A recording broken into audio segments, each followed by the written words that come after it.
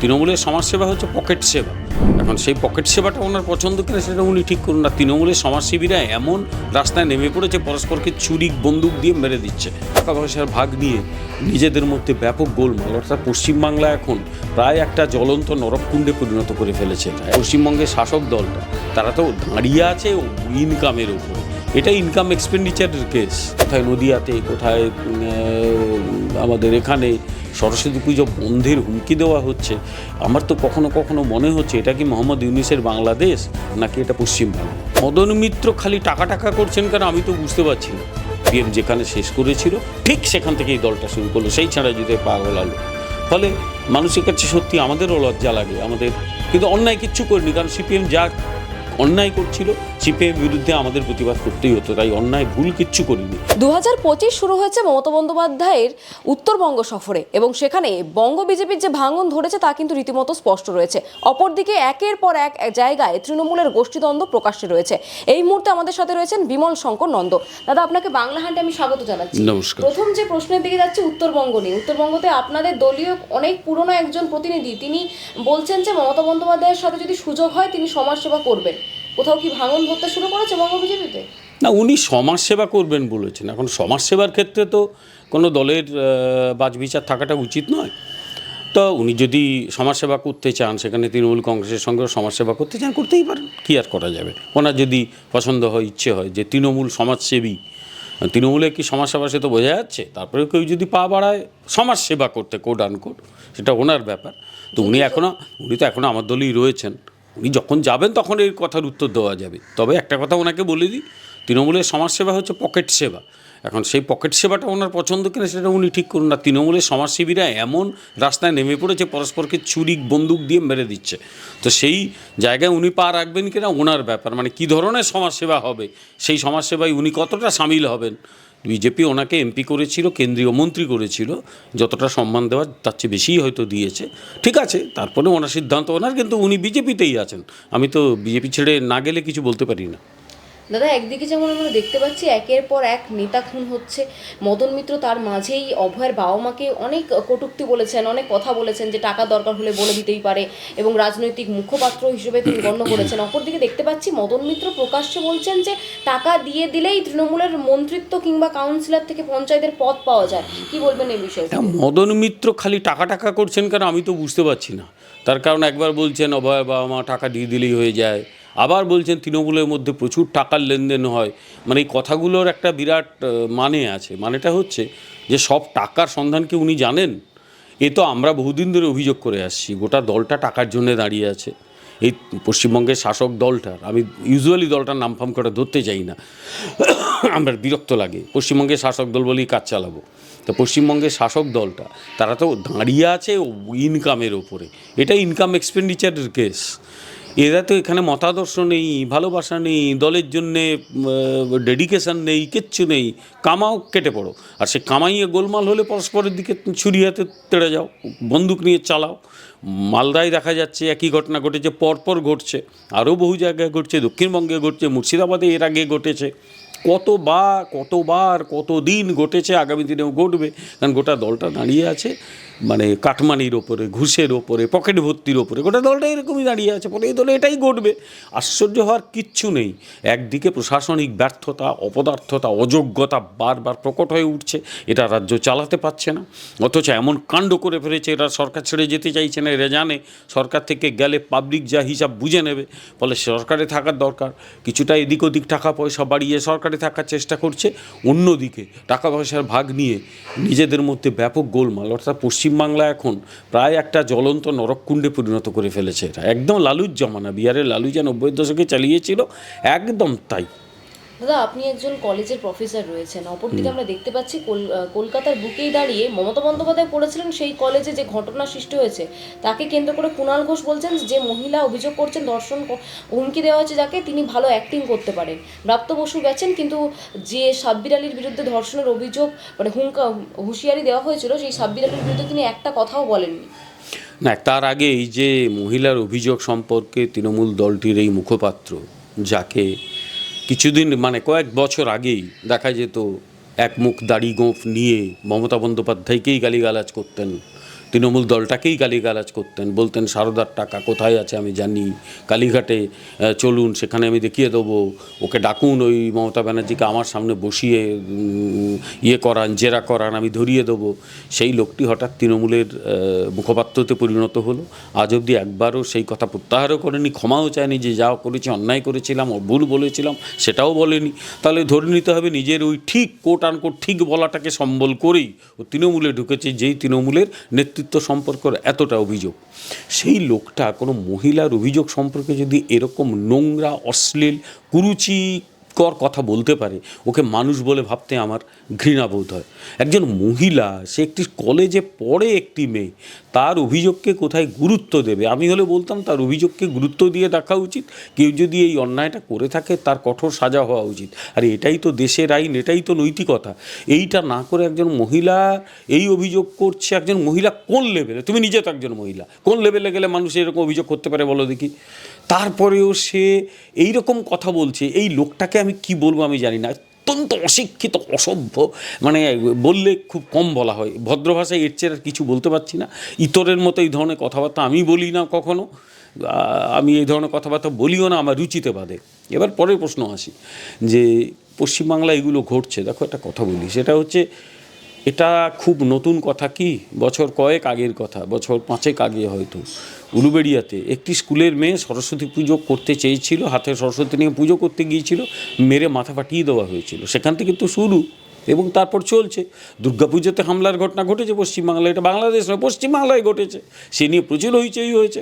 এবারে প্রকাশ্যে বারবার কোথায় নদিয়াতে, কোথায় আমাদের এখানে সরস্বতী পুজো বন্ধের হুমকি দেওয়া হচ্ছে। আমার তো কখনো কখনো মনে হচ্ছে এটা কি মোহাম্মদ ইউনূসের বাংলাদেশ নাকি এটা পশ্চিমবাংলা। আমার প্রশ্ন হচ্ছে যে আজকে পুলিশ দিয়ে পুজো হলো, এরপর দুর্গাপুজো করতে কি লাগবে? আধা সামরিক বাহিনী নাকি আর্মি? কাকে ডাকতে হবে? এ কোন পশ্চিমবাংলা আমরা বাস করছি? এটা কি সেই মানে এমন পশ্চিমবাংলা যেখানে মাকে স্মরণ করে, দেশমাতৃকাকে মা বলে মনে করে, সেখানে মানে আমাদের যারা বিপ্লবী, জাতীয় বিপ্লবীরা দেশের জন্য জীবন বিসর্জন দিয়েছিল, সেই বাংলা যেখানে ক্ষুদিরাম বসু বা এরা গীতা পাঠ করেছিলেন মৃত্যুর আগে, সূর্য সেন তার গীতা পাঠ করতেন ফাঁসি হবে জেনেও, এই সেই পশ্চিমবাংলা যেখানে পুজো করতে গেলে এরকম পুলিশ লাগছে এবং তারপরে শাসক দলটার একটা কথা নেই, আজ অবধি তাকে দল থেকে বার করেনি। বোঝাই যাচ্ছে যে অন্য কোনো উরুকাতুমত না হলে হয়তো দল থেকে বার করে দিত, তাকে বার করেনি কেন? তার নাম সাব্বির বলে। আমার প্রশ্ন এখানে যে এরা এটা করে যাচ্ছে, করে যাক, এরা হয়তো ভাবছে 25, 26, 27% কিছু একটা ভোট আছে, সেটাকে আমি পকেটে পুরে রেখে দিচ্ছি, তারপর যা হয় হবে। কিন্তু ইতিমধ্যে কিন্তু ভাঙন স্পষ্ট যে 12 লক্ষ সার্টিফিকেট ইস্যু করেছিল বিশেষ সম্প্রদায়কে ইয়ে করার জন্যে, খুশি করার জন্যে। গতকাল রিপোর্টটা, সুপ্রিম কোর্টের রায়টা দেখবে, সব শেষ। ধীরে ধীরে অত্যাচারীদের যা পরিণতি হওয়ার সেই দিকেই যাচ্ছে। অসততা, মিথ্যাচার, অত্যাচার, এগুলো তো শেষ কথা বলে না, শেষ কথা বলে মানুষ, শেষ কথা বলে সততা। সেটাই কিন্তু আলটিমেটলি জিতছে। গতকাল সুপ্রিম কোর্টের রায়ে 12 লক্ষ সার্টিফিকেট বাতিল হয়ে গেছে, সম্পূর্ণ বেআইনিভাবে সেই সমস্ত ওবিসি এ সার্টিফিকেট দিয়েছিল, ওবিসি এবি সার্টিফিকেট, যেটা শুরু করে গিয়েছিলেন বুদ্ধদেব ভট্টাচার্য, এরা সাকসেসফুলি সেটাকে সামনের দিকে নিয়ে গিয়েছিল। ফলে এদের কি বলবো, সর্বনাশের মোটামুটি মাঝামাঝি পৌঁছে গেছে, এবার ধ্বংস হওয়াটা বাকি।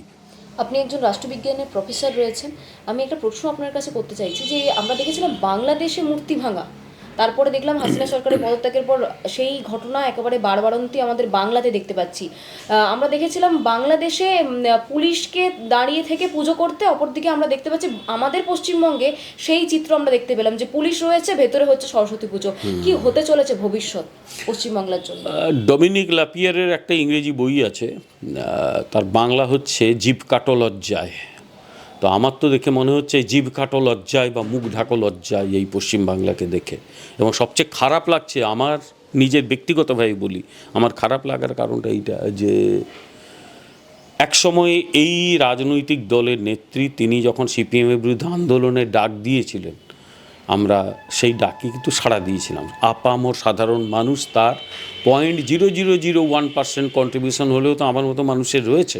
আমরা ভেবেছিলাম যে সিপিএমের যে অত্যাচার, সিপিএমের যে মাতব্বরী ভাবনা, তার যে পাড়ায় পাড়ায় সমস্ত মানে পার্টির নেতার নাম করে একদল মাতব্বর গজিয়ে ওঠা, মানুষের ব্যক্তিগত জীবনে হস্তক্ষেপ করা, লোককে ভোট দিতে না দেওয়া, তার একটা বিকল্প তৈরি হবে। দেখা গেল সিপিএম যেখানে শেষ করেছিল ঠিক সেখান থেকেই দলটা শুরু করলো, সেই ছাড়া যদি পাগল আলো। ফলে মানুষের কাছে সত্যি আমাদেরও লজ্জা লাগে, আমাদের কিন্তু অন্যায় কিচ্ছু করিনি, কারণ সিপিএম যা অন্যায় করছিল সিপিএম বিরুদ্ধে আমাদের প্রতিবাদ করতেই হতো, তাই অন্যায় ভুল কিচ্ছু করিনি। কিন্তু অনেক সময় ঠিক কাজ করলেও হয়তো অন্যায় হয়ে যায়, এটা সেই ঠিক কাজ, শিব গড়তে গিয়ে বাঁদর হয়ে গেছে। ফলে গোটা সিস্টেমটা একদম পচিয়ে দিল এরা, একদম লালুর জমানা। আমি পরপর 3টে উদাহরণ দেব। এক হচ্ছে লালুর বিহার, মুলায়ম সিং এবং অখিলেশ উত্তরপ্রদেশ, তার সঙ্গে মায়াবতীকেও রাখা যায়, আর লাস্ট হচ্ছে এই বর্তমান শাসক দলের পশ্চিমবাংলা। প্রায় একই নিক্তিতে মাপা যায়, কোথাও আইন শৃঙ্খলা নেই, ক্রিমিনালরা একদম ঘুরে বেড়াচ্ছে। যেরকম মুলায়ম সিং যাদব, সেখানে ওই সমস্ত ক্রিমিনালদের বলতো গঙ্গার মতো ওরা পবিত্র। মুলায়ম সিং যাদব বলতো আরে ছেলেরা রেপ না হয় করে ফেলেছে, তা বলে তাদের কঠোর সাজা দিতে হবে। লালু প্রসাদ যাদব এর আমলে লোকের বাড়িতে গাড়ি থাকলে কেউ এসে গুন্ডা বলতো হয় গাড়িটা দিয়ে ঘুরে আসি, গাড়িটা দিয়ে টায়ার ফায়ার বেঁচে দিয়ে গাড়ি ওরকম ফেলে দিয়ে চলে যেত। ওখান থেকে একে একে ব্যবসা গোটানো শুরু করে দিয়েছিল ব্যবসায়ীরা। বলে সব মিলিয়ে একটা কী বলবো, একটা ভয়ঙ্কর পরিস্থিতি পশ্চিমবাংলায় তৈরি হয়েছে। আঞ্চলিক দলগুলো এভাবেই রাজনৈতিক ব্যবস্থাটাকে ধ্বংস করে, পশ্চিমবাংলায় তো তাই হয়েছে। এই ব্যবস্থাকে গড়ে তুলতে হবে, কারণ যেখানে পুজো, সরস্বতী পুজো তুমি ভেবে দেখো, সরস্বতী পুজো সত্যিকারের সর্বজনীন পুজো। সার্বজনীন সরস্বতী পুজো তুমি খোটা পাবে না, কিন্তু সর্বজনীন অন্য কারণে প্রত্যেকের বাড়িতে পুজো হয়। প্রত্যেক বাঙালি হিন্দু 90%, আমার ধারণা তার চেয়েও বেশি, 95 বা 99% বাঙালি বাড়িতে সরস্বতী পুজো করে, মূর্তি দিয়ে পুজো করে, ফটো দিয়ে পুজো করে, ছবি দিয়ে পুজো করে। পুজোর দিন পুজো একটু করেই। সত্যিকারের সর্বজনীন পুজো কিন্তু সরস্বতী পুজো। তুমি সরস্বতীর মন্দির দেখবে না। হিন্দু মতে বিদ্যাস্থান, সেটাই মন্দির, বিদ্যা মন্দির বলা হয়তো ওই জন্যে। দেখবে রামকৃষ্ণ মিশন যে একটি কলেজের নাম রেখেছে বিদ্যা মন্দির, ঠিক সেই রকম আমাদের সমস্ত শিক্ষা প্রতিষ্ঠানগুলো মন্দিরের মতো। এবং তাকে ভাঙার চেষ্টা করেছিল বামপন্থীরা প্রথম 67-68 পর থেকে। শিক্ষা প্রতিষ্ঠানে আগুন দিয়ে দেওয়া, ভেঙে দেওয়া, বই পুড়িয়ে দেওয়া, শিক্ষকদের আঘাত করা। যাদবপুরে বিশ্ববিদ্যালয়ে মানে ভাইস চ্যান্সেলর বা আরও কিছু অধ্যাপক খুন হয়ে গেলেন। পরবর্তীকালে সিপিএম এসে ওটাকে পুরো কবজায় নিয়ে নিয়েছিল, অনিলায়ন হয়েছিল, যা চলবে আমার কথা অনুযায়ী চলবে। এরা পুরো সিস্টেমটাকে তছনছ করে ছেড়ে দিল একেবারে। বিদ্যাস্থানে আগে ছোটোবেলায় সেই বাম দাদুর মুখে একটা খুব শুনতাম মন্ত্র, বিদ্যাস্থানেভ্য এ বচ, এরা করে দিয়েছে বিদ্যাস্থানে ভয়ে বচ, মানে বিদ্যাস্থান থেকেই ভয় উৎপাদন ঘটছে। ধ্বংস করে ফেললো পুরো সিস্টেমটাকে। না শিল্প, না শিক্ষা, না চিকিৎসা ব্যবস্থা, এই তো অবস্থা, এই তো মানে আর্যিকর হলো। শিক্ষার ক্ষেত্রে তো দেখবে যারা যোগ্য তারা রাস্তায় বসে আছে, তারা বলছে আমাদের চাকরিগুলো ফেরত দাও। আর যারা অযোগ্য, গোটা সরকার মন্ত্রিসভা তাদের হয়ে মাঠে নেমে পড়েছে, বলছে তাদের চাকরি যাবে না। এ কী জায়গায় আমরা বাস করছি বলো তো? আর সবচেয়ে বড় কথা, এখানে বিশেষ একটা সম্প্রদায়কে খুশি করার জন্যে তাদের যা খুশি তাই করে সার্টিফিকেট বিতরণ হলো, ওবিসি ইত্যাদি ইত্যাদি করে। সুপ্রিম কোর্ট তাকে বাতিল করলো, মামলা এখনও সুপ্রিম কোর্টে চলছে। বলে সব মিলিয়ে একেবারে একটা মানে কী বলবো, জাজ্জল্যমান নরককুণ্ড এই পশ্চিমবাংলাকে বানিয়ে ফেলেছে এরা। এরা যতদিন না পশ্চিমবাংলা থেকে যাবে, এই পশ্চিমবাংলা সত্যি এদের হাত থেকে মুক্তি নেই। আজকে মানে পুলিশ দিয়ে সরস্বতী পুজো করতে হচ্ছে, এটা কালকে আধা সামরিক বাহিনী নাকি সামরিক বাহিনী দিয়ে দুর্গা পুজো কালী পুজো করতে হবে, এখানে বলতে পারবো না। সেই দিন অপেক্ষা করে আছে, কিন্তু সেই দিনটা আমাদের পক্ষে বড্ড লজ্জার দিন হবে। শেষ প্রশ্ন দাদা, অভিনেতা অম্বরীশ তিনি বামপন্থী মনোভাবাপন্ন আমরা জানি, তিনি বলছেন যে বিদ্যা দেবী সরস্বতী নাকি কামের দেবী, এই বিষয়টা আপনি কি বলবেন? দেখো একটা কথা বলি, এই কামনা বাসনা বা কাম নিয়ে হিন্দুদের কোনো কালে ছুতমার্গ নেই। হিন্দু ধর্মে কামের একজন দেবতা আছেন, মদন দেব, দেবতা আছেন কামের, মদন রতি, তাদের তো রয়েছে, তো মানে তাদের দেবতা মনে করা হয়। তুমি যদি বিভিন্ন মন্দির যাও, বিশেষত খাজুরাহো মন্দির, সে মন্দিরের গায়ে যে ভাস্কর্য দেওয়া আছে, তো সে তো মানুষের ওই কাম, শরীরের মানে জীবনের একটা অংশ হচ্ছে কাম, এটা তো অস্বীকার করা যায় না। কিন্তু সরস্বতী কামের দেবী কোথায় লেখা আছে? আমার তো প্রশ্ন ওই লোকটিকে। প্রথম কথা, লোকটি মনে হচ্ছে অর্ধশিক্ষিত লোক, পড়াশুনো করেনি। সরস্বতী কামের দেবী কোথায় দেখে দিতে হবে তো। সে যদি বলতো মদন কামের দেবী, রতি, মদন রতি তারা কামের প্রতীক, আমার আপত্তি মেনে নিতে কিচ্ছু নেই। সে বলতো যদি খাজুরাহোতে মূর্তিগুলোর মধ্যে মানুষের কামনা বাসনা ফুটে উঠেছে, একদম আমি একমত, কিন্তু দাদা এত জনপ্রিয় একজন অভিনেতা এই ধরনের মন্তব্য করছেন, সমাজের কাছে কি বার্তা যাবে? না, আমি কত জনপ্রিয় আমি বলতে পারবো না। ওই দেখেছি সিনেমাতে কিছু ভাড়ামির অভিনয় করে বোধহয়, আর অন্য কিছু করে আমি জানি না, আমি অত সিনেমা দেখার সময়ও হয় না। কিন্তু আমার প্রশ্ন, দেখিয়ে দিক কোথায় সরস্বতীকে কামের দেবী বলে। আরে সরস্বতী বিদ্যার দেবী আমরা দেখে এসেছি বরাবর, কোথায় কামের দেবী এক। দ্বিতীয় কথা হচ্ছে, আরেকটা কথা বলি, সেটা হচ্ছে যে মানে পুরাণে তো বলেই হবে, পুরাণের এই জায়গায় বলা আছে। মকবুল ফিদা হোসেন বলে একটা লোক, ভালো ছবি আঁকতো, আমার কোনো আপত্তি নেই। সে বিভিন্ন জায়গায় সরস্বতী নগ্ন ছবি আঁকতে শুরু করলো। যারা সরস্বতীকে শ্রদ্ধা করে তারা কেঁপে উঠলো, বলে আপনি দেখিয়ে দিন কোথায় লেখা আছে সরস্বতী নগ্ন ছবি, কোথায় দেখিয়ে দিন না। দেখাতে পারলো না, তিনি রাগ করে নাকি কুয়েত না কাতার না কোথায় চলে গিয়েছিলেন, ওখানেই পরপারে গেছেন, সে গেছেন, বাঁচা গেছে। কিন্তু আমার প্রশ্ন, এই লোকটি আসলে, এরা হচ্ছে এই বামপন্থী মানসিকতার, নিজেকে তো বামপন্থী বলে শুনেছি, যা শুনলাম, আগে জানতাম না, এখন এই কাল থেকে এই কাগজে বা ইয়েতে পড়ছি। তো এদের লক্ষ্য একটাই, হিন্দু ধর্মকে ছোট করা, যত পারো হিন্দু ধর্মকে ছোট করো। ফলে সেইখান থেকেই এই ভাবনাগুলো এসছে। একদম অশিক্ষিত অর্ধশিক্ষিত লোক এটা, একটা প্রমাণ ছাড়া কথা বলে। এরকম একজন ছিল সাহিত্যিক, নাম আর বলবো না, পৃথিবী থেকে চলে গেছে। সে একবার সরস্বতী ঠাকুরের ঠোঁটে চুমু খেয়েছিল। এ অসভ্য লোকগুলো, সে আবার সেটা আনন্দের সঙ্গে লিখেও ছিল। একটা সাহিত্যিক, নাম বলে দিতে পারি, আর নাম ধরতে ইচ্ছা করে না, সুনীল গঙ্গোপাধ্যায়, লেখে ভালো, কিন্তু এই ছোটো লোকই। ফলে এরা মনে মনে ভাবে যে এইসব করে হয়তো বিরাট কিছু হবে। আরে একটা মূর্তির ঠোঁটে চুমু খাওয়াটা আর কিচ্ছু না, এটা এক ধরনের পারভার্সন। লোকে বলতো তুই একটা পারভার্টেড লোক, ঠিক যেরকম এটা সরস্বতীকে কামের দেবী বলে নিজের বামপন্থী সত্তাকে জাহির করেছে, কিন্তু আসলে নিজের যে অশিক্ষা কুশিক্ষা সেটাই প্রমাণ করেছে। আমি বলবো দয়া করে একটু পড়াশুনো করুক, ভারতের ইতিহাস, পুরাণ, সংস্কৃতি, ইতিহাস একটু পড়ুক ভালো করে, অনেক বই আছে, তারপরে এইসব কথা বলতে আসবে। ওই সব মাথায় কাস্তে হাতুড়ি ঢুকে গেলে যা হবার তাই হয়। বাংলা হান্টের আরো খবর দেখতে নজর রাখুন। বাংলা খবর মানেই বাংলা হান্ট।